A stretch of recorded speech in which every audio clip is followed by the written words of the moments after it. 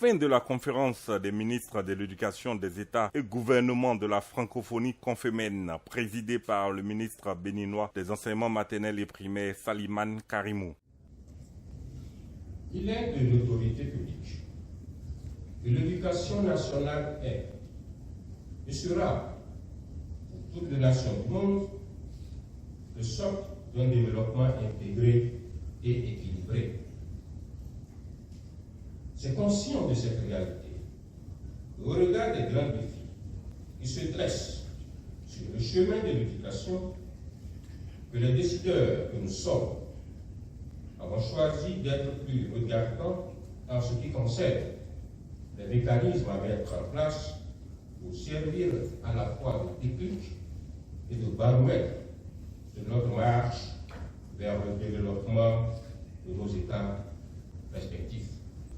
Cet exercice permettra d'insuffler à court terme un nouvel ère dans la mise en œuvre de nos pratiques éducatives au fin de stimuler d'une part le contexte des apprentissages et d'autre part les apprentissages eux-mêmes. Toute chose à même d'assurer l'éclosion effective du potentiel de nos élèves pris individuellement et collectivement. Cette rencontre des décideurs a été rehaussée par la présence des délégations du Sénégal, de la Guinée-Conakry, de Madagascar, de la Côte d'Ivoire et du Gabon. Et nous avons participé à l'évaluation PASEC 2019 et nous sommes sortis deuxième sur les 14 pays évalués. Toutes ces trois décisions nous ont vraiment permis d'avoir des outils d'aide à la décision. Vous savez, le ministère de l'Éducation nationale, ce n'est pas que la construction des infrastructures, c'est aussi la gestion des hommes. Donc la qualité de la formation de nos enseignants, la qualité également de la formation de nos apprenants et toutes les réformes que nous avons mises en place, notamment l'introduction de l'anglais, l'éducation environnementale pour permettre à nos enfants de protéger l'environnement. Nous avons également la digitalisation des enseignements parce qu'avec le Covid, nous nous sommes rendus compte que nous ne pouvons plus enseigner comme avant. Il faut rapprocher l'école des familles pour éviter des longues distances et tout ceci nous a permis de vraiment avancer, d'avoir une éducation de qualité inclusive, chère au président de la République, Ali Bongo Ondimba. Alors que la place nouvelle que les évaluations standardisées vont prendre est perçue par tous et acceptée dans son principe, un autre constat est que malgré un intérêt affiché pour l'évaluation, le financement des évaluations reste souvent très dépendant des ressources extérieures, ce qui ne facilite ni la pérennisation de la fonction, ni son recrutement institutionnel. De plus, les services en charge des évaluations standardisées dépendent en partie et le plus souvent de ressources humaines qui leur sont extérieures. Services statistiques, assistance technique, consultance et j'en passe. La diffusion des résultats des évaluations reste le plus souvent administrative. Elle ne comporte pas de recours et d'exploitation dans les établissements d'enseignement ou dans les échelons périphériques des institutions pour un pilotage local de qualité. Les services producteurs des évaluations doivent permettre une diffusion inclusive des résultats en vue de permettre la mise en place de remédiations adéquates qui ne peuvent être l'œuvre d'une seule structure. Après les évaluations PASEC 2014 et PASEC 2019, le PASEC a entamé sa troisième vague d'évaluation groupée dénommée PASEC 2024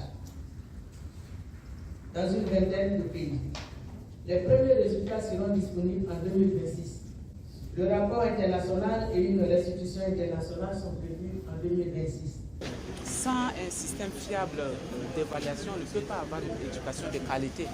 Et depuis 2 jours, les experts ont travaillé et les parlementaires également ont contribué au débat.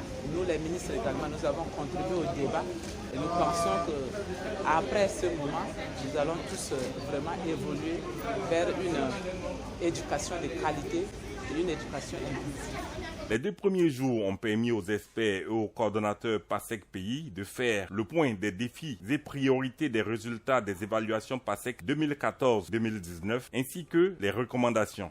Chaque pays est venu avec normalement son ministre de l'Éducation nationale représentant du Parlement et effectivement le responsable national et le coordonnateur national. Ce sont ces 4 personnalités qui sont venues. Les 2 premiers jours, on était là en tant que technicien pour réfléchir un peu sur le mécanisme de financement évidemment, de cette activité. Parce que ce qu'il faut se dire, c'est que c'est une activité qui coûte très cher. Rien que le budget, évidemment, au niveau du Sénégal, c'est 1,258 milliard. Donc, vous voyez, une activité d'évaluation, c'est une première. Donc, il fallait trouver un peu des partenaires pour peut-être travailler avec eux, mais aussi avoir des stratégies internes au niveau de chaque pays. Chaque pays puisse prendre en charge pour les sessions à venir, évidemment, le coût de son financement. Guinée a participé à l'évaluation passée 2019. Donc nous sommes venus pour échanger avec les autres pays participants comment nous allons faire une meilleure exploitation des données du PASEC en vue de préparer le PASEC 2024. Le système sénégalais marche bien, mais toujours est-il qu'il y a des réformes importantes à faire, notamment par rapport au curriculum qu'il faut revoir, mais aussi par rapport aux approches, parce qu'aujourd'hui il y a l'introduction des langues nationales, il y a énormément de programmes qui sont introduits au niveau du système et on a voulu faire une unité autour de tout cela pour que ça soit une action synergique. Donc il y a du donner, du recevoir. On a appris beaucoup de choses pendant ces 3 jours-là.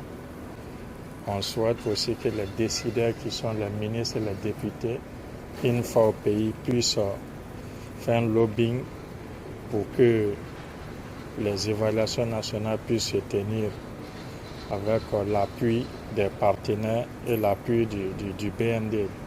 Cette rencontre était consacrée à la participation solennelle des ministres en charge de l'éducation ainsi que les parlementaires des différents pays membres de la Confémène.